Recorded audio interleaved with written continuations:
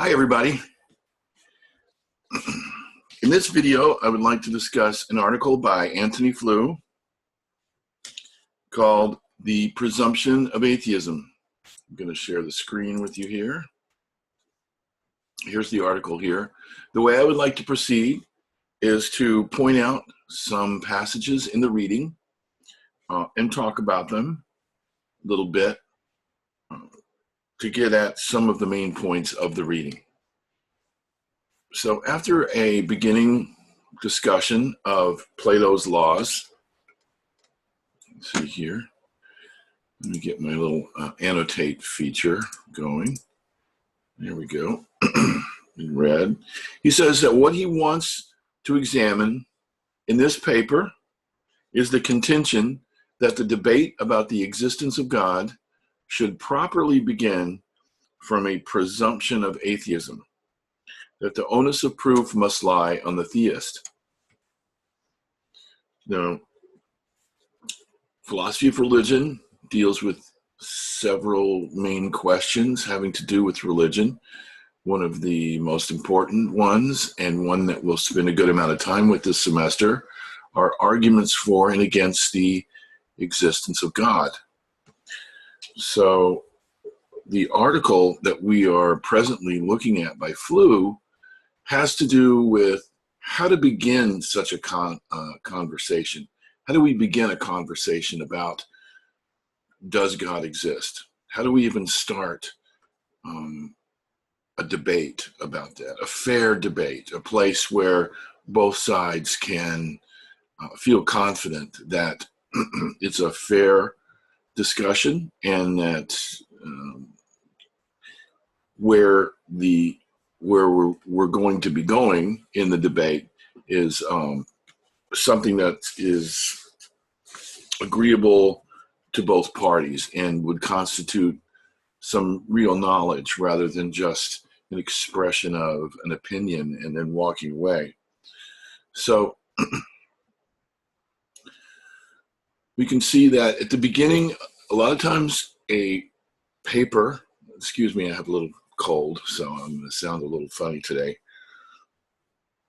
A lot of times at the beginning of papers is where you will find a thesis to an article, sometimes at the very beginning, and sometimes a little after some discussion of something related to the background of the reading. So he tells us here what he's going to examine, that he's going to argue that we should presume atheism and give the onus of proof, the burden of proof should lie on the theist. And he's going to explain why. He's going to give reasons why he thinks this is the case. Throughout the reading, that is, I'm going to try to pick out the main points of the article. It's not to say that I'm going to pick out the only important parts of the article. I'm just going to pick out the kind of statements and some of the main reasons that are in the context of a fairly detailed and challenging reading, so that as you do the reading in its entirety, it will make more sense, and it'll make more sense as you go through it. Okay, so first he defines some terms. He defines the terms positive atheism, negative atheism, and agnosticism. So this is a very good way an essential way really, to present an argument in an essay. Always define your terms. So again, reading selectively. Nowadays, the usual meaning of atheist in English is, and with single quote marks,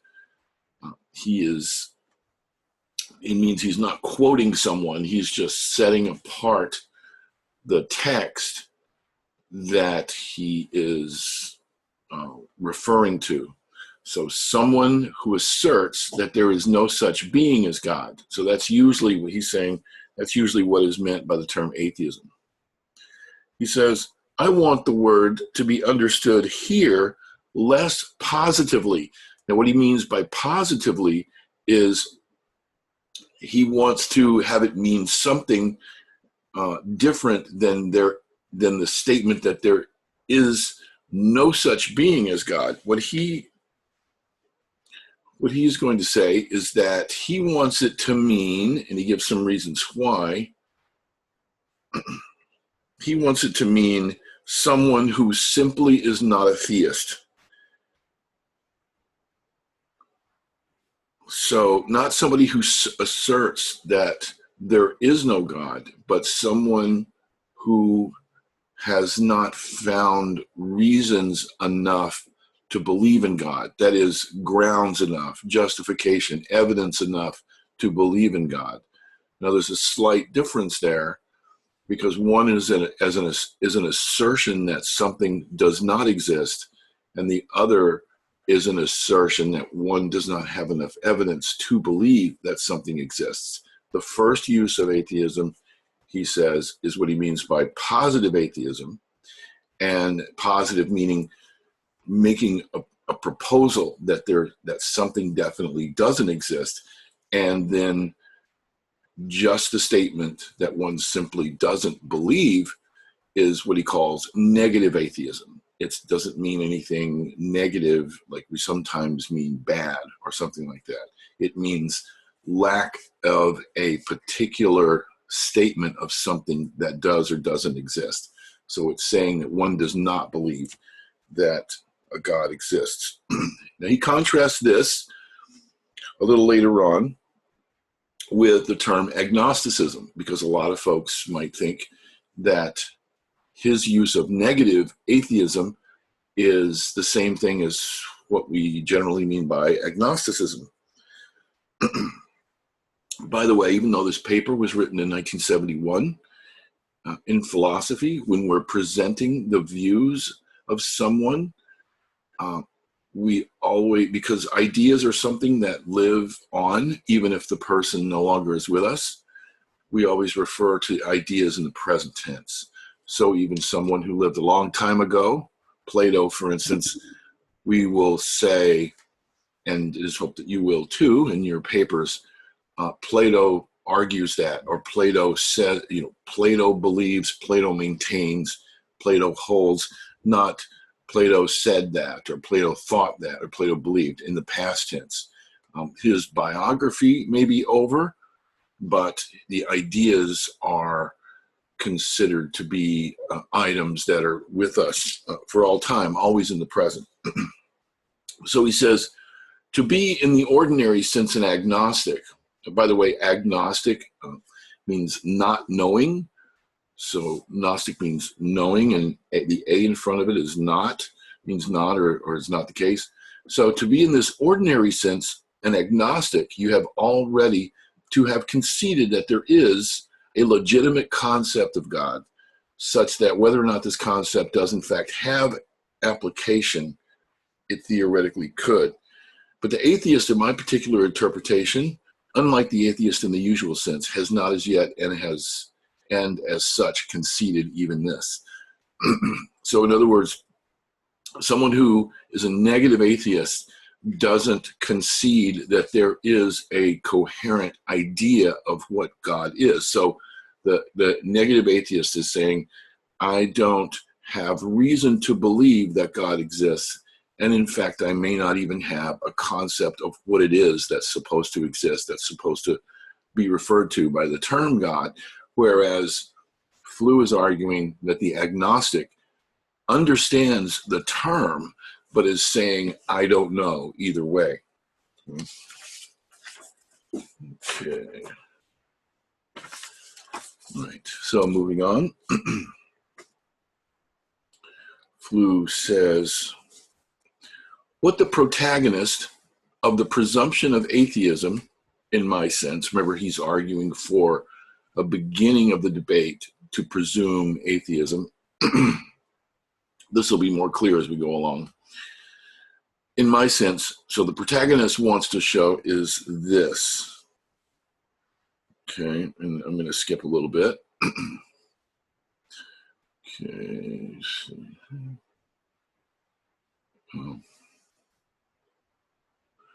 Okay, so the protagonist wants to show that it is up to the theist. A theist, of course, is someone who believes that that a God exists. Okay, so theism is the belief that a God exists. This is different than polytheism. Polytheism would be the belief that many gods exist. So if you were an ancient Greek and you believed in many gods, or if you have a belief system that says there's many gods, then you're a polytheist. So a theist would be one God. So a monotheist is sometimes what it's called also. So it is up to the theist, this is the contention of the protagonist of Presumption of Atheism. First, it's up to the theist first to introduce and to defend his proposed concept of God, and second, to provide sufficient reason for believing that this concept does in fact have an application. In other words, that there is something really there that the term, that the concept applies to. Okay. The general reason why this presumption of atheism matters is that its acceptance must put the whole question of the existence of God into an entirely fresh perspective. The theist who wants to build a systematic and thorough apologetic, by the way, let me pause here. The term apology in this kind of context gains its original meaning from the Greek, which meant defense. So if some of you may have read Plato's Apology, you'll know that Socrates in the dialogue, the little play that Plato wrote called the Apology, is a defense of Socrates against charges that were brought against him. So an apology is a defense, and in these kinds of contexts, an apologist is someone who gives a defense or defends something. So a Christian apologist is a term that refers to someone who is defending the Christian faith, or defending belief in God. And in the debates in articles, especially these professional articles on this subject that we'll be reading this semester, many of them, the term apologist just means someone who defends belief in God. So they're generally talking about, in our context, in most of these readings, from the Christian perspective, they're defending belief in God. Okay, that's what an apologist is. So the theist who wants to build a systematic and thorough apologetic, an apologetic would just be like a whole argument or set of arguments arguing for the existence of God. A systematic and thorough, the theist who wants to build I keep reading the same thing, who wants to build a systematic and thorough apologetic finds that he is required to begin absolutely from the beginning. And this absolute beginning is to ensure that the word God is provided with a meaning such that it is theoretically possible for an actual being to be so described. Although I shall later be arguing that the presumption of atheism is neutral as between all parties to the main dispute, I must give fair warning now that I do nevertheless believe that in its fresh perspective, the whole enterprise of theism appears even more difficult and precarious than it did before. All he's saying here is that it's a fair place to begin, but because it's been so murky as to where to begin in these debates, it's a little more burden of proof than perhaps the apologist, the Christian apologist, wants to would like to have. But he's going to argue that it's a fair place to start, that presuming atheism also doesn't mean assuming that it's true, which he'll go to essentially next here. So next we have the explanation of what he means by the presumption of atheism. He's making an analogy here, a positive analogy. That is, he's making an analogy between the presumption of atheism and the presumption of innocence, and how the presumption of innocence in our society is not saying that a person definitely is innocent. That would be a substantive claim. It is a procedural claim, he argues. The presumption of innocence just means that the burden of proof is on the prosecution in a legal case to give evidence that the person is guilty. And unless a good enough case can be mounted against the defendant, then the defendant will be regarded as innocent. So it is frequently said nowadays, even by professing Roman Catholics, that everyone knows that it is impossible to prove the existence of God. The first objection to this is that it is not true. For it is an essential dogma that the one and true God, this is from the First Vatican Council, our Creator and Lord, can be known for certain through the creation by the natural light of human reason. So even if this dogma is, as I myself believe, false, the dogma he's talking about here, the dogma that it cannot be proven that God exists, he thinks it's false that it cannot be proven. He's saying that it is certainly not known to be false. So he's saying that we don't know for sure that it can't be proven. So to this, let's see, just a second. Let me skip down a little bit to get to. The word proof is being used in the ordinary wide sense in which it can embrace any and every variety of sufficient reason. It is, of course, in this and only this sense that the word is interpreted when the presumption of innocence is explained as laying the onus of proof on the prosecution. Now, the objection had to do with, look,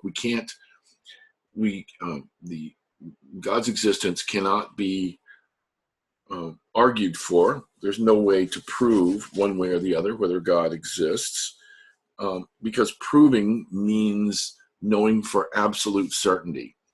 And what Flew is arguing here is that by proof, what he means and what people have generally meant by the word proof when it comes to the debates in whether or not God exists, as well as in a court of law with presumed innocence, proof, it just means more reason than not to think that something is the case. So presenting the case, the prosecution, it's not a matter of proving something absolutely. It's just a matter of proving something with, I know in the legal case, it's depending on what level of law or legal procedure it is. Sometimes it's considered beyond a reasonable doubt. Sometimes there's a lesser burden. What he's using is the term sufficient reason. So a sufficient reason to believe that something is true. That's the level of proof that's being required here. A second element of positive analogy, that is why this is a good analogy between the presumption of atheism and the presumption of innocence. Between these two presumptions is that both are defeasible. Now, this term defeasible is just the word for what we might think of as defeatable. It's able to be defeated. So the presumption of innocence indicates where the court should start and how it must proceed. The presumption of atheism is similarly defeasible. It lays down, and he explains here what he means by that statement, it lays it down that thorough and systematic inquiry must start from a position of negative atheism, and that the burden of proof lies on the theist proposition. Yet this is not at all the same thing as demanding that the debate should proceed on a positive atheist assumption, which must preclude a theist conclusion. Okay. And down a little bit. Theists fear that if once they allow this procedural presumption, they will have sold the pass to the atheist enemy. But this is wrong. Such presumptions are procedural and not substantive. They assume no conclusion, either positive or negative.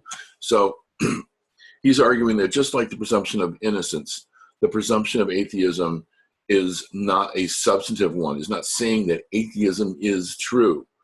It is saying that the burden of proof. It is making the presumption.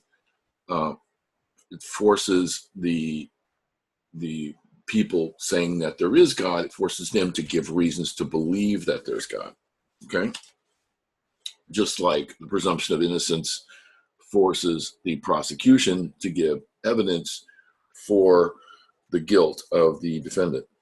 Excuse me. However, to say that such presumptions are in themselves procedural is not to say this presumption is trifling and merely formal. Let's see. Okay, jump in here. To adopt the presumption of atheism does put the whole argument into a distinctive perspective. Okay, I'm going to skip through some of this. It's good, it's important, you should read it. I'm just going over some main parts to help to fit the whole thing into a perspective. Okay, so the case for the presumption of atheism. An obvious first move is to appeal to the legal axiom. This is good. This is a good way to understand what is really at stake with this presumption of atheism. The onus of proof, this is the sort of the Latin axiom in legal terms. The onus of proof, right, the burden of proof, you think of onus meaning burden, the onus of proof lies on the man who affirms, not the man who denies. Okay? A less literal but more sympathetic translation would be the onus of proof lies on the proposition, not on the opposition. So the person who is proposing something, not on the person who is opposing something. That just seems fair, is what Flew is saying. Just like it seems fair in the presumption of innocence. Number two, the first move cannot, therefore, be by itself sufficient. Right? There has to be more than one move. Okay, what does he mean by this? Okay, so it's not enough, he's saying, to just believe something. All knowledge involves true belief. Not all belief constitutes knowledge. Now, this is saying something about the difference between believing and having a belief and having knowledge. There's an old tradition of considering knowledge as justified true belief. So it's not enough for me to believe something is true. I also have to have reasons to believe it. So, for instance, it may be the case that somebody tells me that my roommate stole my car keys. Okay, so it's not enough for it to be true. I have to have reasons to believe that it's true for it to be really knowledge. So he goes on here. To have a true belief is simply and solely to believe that something is so and to be in fact right. But someone may believe that this or that is so, and his belief may in fact be true without its thereby and necessarily constituting knowledge. Okay? If a true belief is to achieve this more elevated status, then the believer has to be properly warranted so to believe. He must, that is, be in a position to know. Obviously, there is enormous scope for disagreement in particular cases, both about what is required in order to be in a position to know and about whether these requirements have actually been satisfied. But the crucial distinction between believing truly and knowing is recognized as universally as the prior and equally vital distinction between believing and believing what is in fact true. Okay. Until and unless some such grounds are produced, that is, grounds for believing, not just believing something that turns out to be true. We could have bad reasons to believe that something is true. It could be that, so I was giving an example. So let's say that my Okay, so maybe here's an example. Let's say a friend of mine hates my roommate, and a friend of mine says, you know what, I bet your roommate stole your car keys. It says that to himself, and then tells me, you know what, your roommate stole your car keys. And so I believe my friend, oh, really? He stole my car keys. So now I believe that. Turns out my roommate did take my car keys, did steal my car keys, but it was just a guess that my friend did, just out of pure being vindictive and just being vindictive. So I believe that my roommate stole my car keys. My roommate did in fact steal my car keys, but I don't have grounds for believing that my roommate stole my car keys, because the reason that I think that he did is because this guy who hates my roommate told me so. So what that's called is, the way we would put that in epistemology, the study of knowledge, is I have a true belief. I have a belief that something is the case and it is in fact true, but I don't have justification for it. I don't have grounds. I'm not warranted in believing it. I don't have good reasons to believe it. I have bad reasons to believe something. It just happens to be true. So he's saying here that we need to have good reasons. Until and unless some such grounds are produced, we have literally no reason at all for believing. And in that situation, the only reasonable posture must be that of either the negative atheist or the agnostic. Let's see. So the onus of proof has to rest on the proposition. It must be up to them first to give whatever sense they choose to the word God, and second, to bring forward sufficient reasons to warrant their claim that in their present sense of the word God, there is a God. Okay. Let's jump over here a little bit. With particular present preference, John Hick has urged, and this is an objection, the right question is whether it is rational for the religious man himself to affirm the reality of God. Okay. What is in question is the rationality of the one who has the religious experiences. If we regard him as a rational person, we must acknowledge that he is rational in believing what, given his experiences, he cannot help believing. Okay, so that's a proposed objection. That it's not that we're trying to find reasons for anyone to believe in God. We're trying to find reasons for even people who have experiences that make them believe that there's a God, reasons that explain why they believe in God. Okay, so Flew argues in the first place to show that someone may reasonably hold a particular belief, and even that he may properly claim that he knows it to be true, is it best still not to show that that belief is indeed well grounded. Okay. Nor second is to accept the presumption of atheism as a methodological framework as such, either to deprive anyone of his right to affirm the reality of God, or to require that to be respectable, every conviction should first have to be reached through some ideally correct procedure. So he's not just making it impossible for someone who really does want to believe in God, who believes in God because of personal experiences. Flew is not saying that there's anything wrong with that. He's just saying that in the debates, we need to presume atheism because that's the way that we'll get a grounding and justification for belief in God that we can really call knowledge.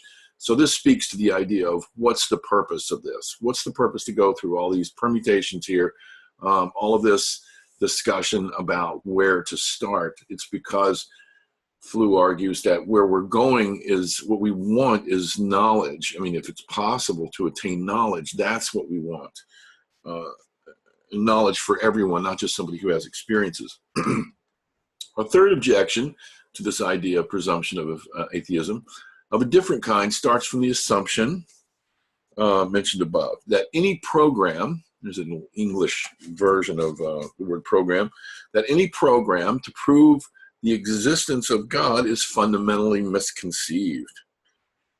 That the enterprise is on all fours, that just means the same as projects to square the circle or to construct the perpetual motion machine. The suggestion then is that the territory which reason cannot inhabit may nevertheless be freely colonized by faith. So in other words, why not have it where if reason can't touch something anyway, if we can't, if it's fundamentally misconceived, this is similar to something that Flew was talking about earlier, if it's fundamentally misconceived, the objection to Flew, that reason will never give us proof that God exists, then why can't somebody who has faith, why can't somebody just be allowed, so to speak, to just, faith can rush in to those places where reason can't touch. So Flew argues, ultimately, perhaps it is impossible to establish the existence of God, perhaps that's true, or show that it's more or less probable. But if this is so, this is not the correct moral. It's not the correct thing to take away.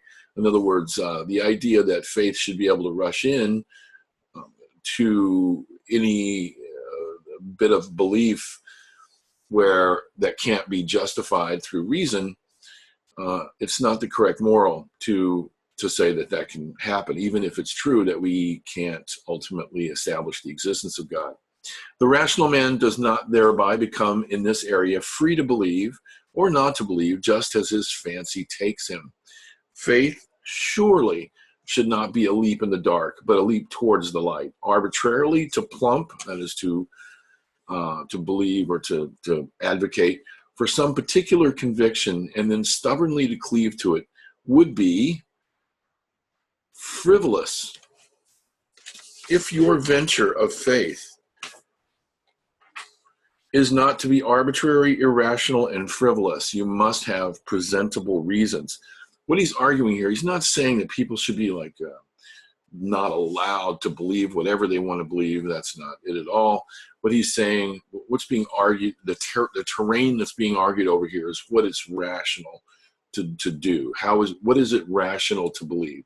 So what does it make sense? What is it something that would square with a logical approach to this whole idea, something that would be fair and impartial so that everyone could have knowledge of whatever it is that has come up with in this debate. He's saying that, of course, it's up to people if they so choose to, as he says, plump for some particular conviction and then stubbornly to cleave to it. He's just saying that would be, and he's saying it in terms of not like he believes it, just himself believes it. He's arguing that any rational person, whatever position they take on this debate, would have to say that this is a frivolous position to take, to just grab onto a belief and just believe it no matter what. People are, of course, open to do that, but that would be a frivolous position. Okay. That is as much as I'd like to go over with in this session. I know this has been a little bit of a long session, a kind of a challenging article. I hope you will find it interesting. There are a lot of elements here that are important and we'll run through as far as themes through many of the readings that we do in this course. There's the idea of where to start the whole conversation about does God exist or not. There is the idea of setting the terrain of at least talking about, perhaps debating about what the terms should mean, atheism, positive, negative, and agnosticism.